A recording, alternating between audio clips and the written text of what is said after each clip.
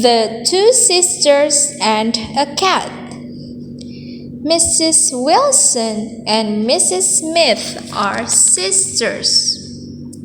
Mrs. Wilson lives in a house in Duncan, and Mrs. Smith lives in a condominium in Victoria. One day, Mrs. Wilson visited her sister. When her sister answered the door, Mrs. Wilson saw tears in her eyes. "What's the matter?" she asked. Mrs. Smith said, "My cat Sammy died last night and I have no place to bury him."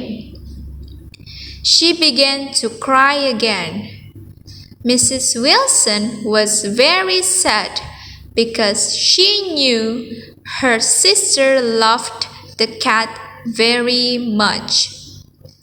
Suddenly, Mrs. Wilson said, "I can bury your cat in my garden in Duncan, and you can come and visit him sometimes."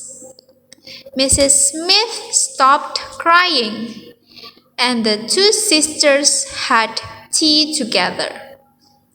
It was now 5 o'clock, and Mrs. Wilson said it was time for her to go home.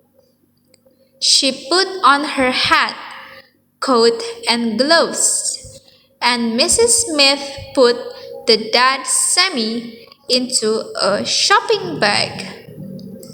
Mrs. Wilson took the shopping bag and walked to the bus stop.